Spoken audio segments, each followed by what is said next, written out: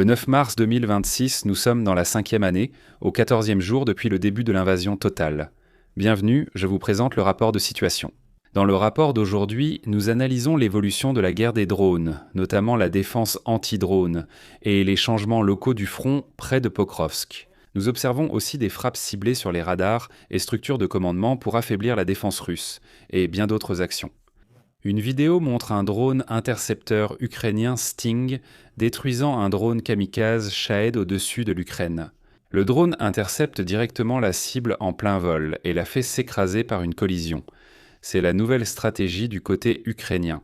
Nous voyons surtout que les missiles de défense aérienne sont extrêmement chers et ne sont pas vraiment rentables pour être utilisés contre des drones. Bien sûr, il faut dire que chaque drone abattu, peu importe combien la méthode pour le détruire était plus chère, reste un drone qui ne pourra plus atteindre sa cible. Et cette cible aurait peut-être coûté encore plus cher. Vous voyez ce que je veux dire ?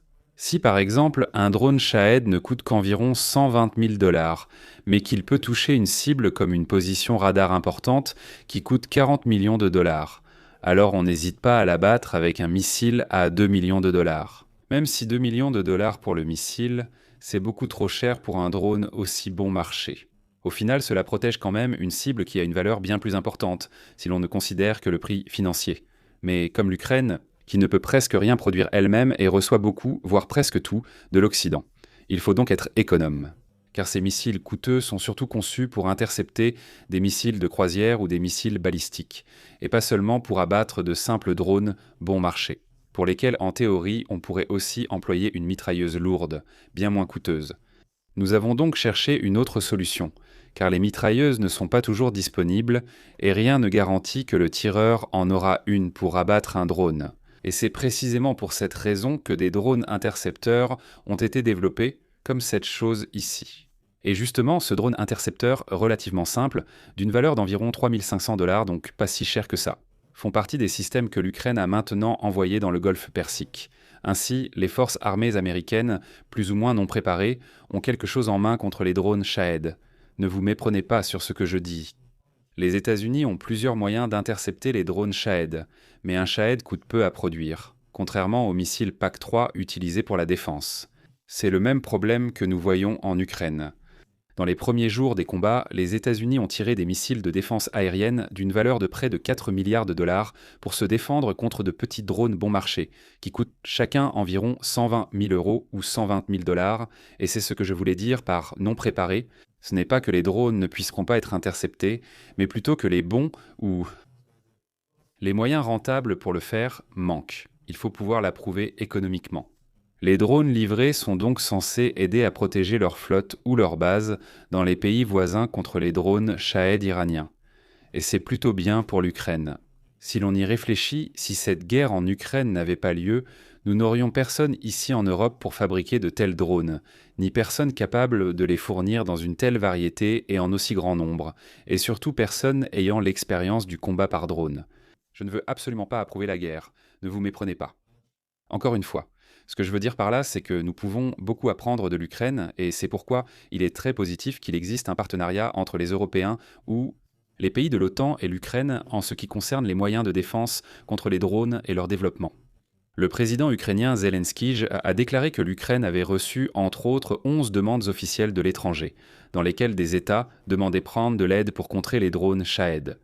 Parmi ces pays figurent bien sûr les États proches de l'Iran, qui ont également été touchés ces derniers jours, plusieurs pays européens ainsi que, logiquement, les États-Unis.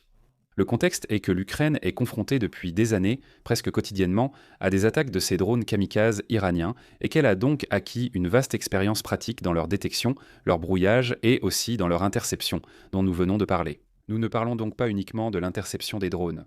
Cette expérience concerne aussi bien les systèmes de détection acoustique développés en Ukraine, la guerre électronique qui a également été développée et testée, que les drones intercepteurs à faible coût, dont nous avons déjà parlé, qui sont spécialement utilisés contre ce type de cible. Il a souligné que l'Ukraine est en principe toujours prête à soutenir ses partenaires, en particulier les pays qui ont également aidé Kiev sur le plan militaire et politique. En même temps, il faut cependant s'assurer qu'un tel soutien ne nuise pas à la capacité de défense de l'Ukraine, et par là, il entend bien sûr qu'ils veulent obtenir quelque chose en échange, qu'ils ne peuvent pas produire eux-mêmes ou dont ils disposent en très faible quantité. Mais nous, en Occident, possédons déjà par exemple des missiles de défense aérienne, dont l'Ukraine dépend fortement et de manière répétée. Le propagandiste russe Z, Maxime Kalachnikov, se montre de plus en plus préoccupé par les attaques ukrainiennes de type Flamingo. Dans un commentaire, il a précisé que ces frappes touchent maintenant diverses régions de la République, même ici au fond. Selon lui, c'est un signal d'alarme clair pour la Russie, car cela permet de frapper des régions situées loin à l'arrière, qui étaient jusqu'à présent considérées comme relativement sûres et inaccessibles. Il estime que l'ampleur croissante de ces attaques prouve que les systèmes ukrainiens peuvent désormais pénétrer plus profondément en Russie. Et surtout le flamand rose, qui avait été intercepté lors des premières tentatives, comme nous l'avons vu, mais qui peut désormais pénétrer de plus en plus loin dans le cœur du territoire russe. Depuis plus d'un an, des combats d'intensité variable se poursuivent à l'ouest de Pokrovsk, dans la région de Boudachny. Pendant cette période, les Russes attaquant sur place ont réussi. La 15e russe, la brigade de fusiliers motorisés, qui est stationnée là depuis un an maintenant, soutenue par différents bataillons d'assaut et régiments de fusiliers territoriaux, a réussi à déplacer lentement la ligne de front d'1 à 2 km vers le nord, et cela en 12 mois. Au cours des derniers jours, il y a eu une percée assez intéressante sur ce secteur. Après des mois de combat, les troupes d'assaut russes ont réussi à prendre durablement le contrôle des ruines de la mine Pokrovsk, qui se trouve également dans la localité. Lors de cette opération, des forces ukrainiennes, soit la 2e compagnie du 3e bataillon du 425e, le régiment d'assaut Skala et des unités du 4e régiment de Rangers ont été repoussés. Les combats directs autour du complexe industriel avaient déjà commencé en octobre 2025 et sont désormais considérés comme terminés grâce à une victoire russe.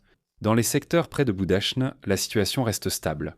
Dans la zone de la 3e brigade de la garde nationale Spartan, des éléments du 2e bataillon opérationnel continuent d'occuper leur position. Au nord de Kotline, des unités du 2e bataillon du 152e assurent la sécurité. Des chasseurs tiennent leur position sur le fossé de Matyushinja, récemment disputé. L'armée de l'air ukrainienne a confirmé la mort d'Alexandre Dorfach, commandant du 39e. Brigade d'aviation tactique, également décorée du titre de héros de l'Ukraine, est tombée aujourd'hui lors d'une mission au cours d'un combat aérien.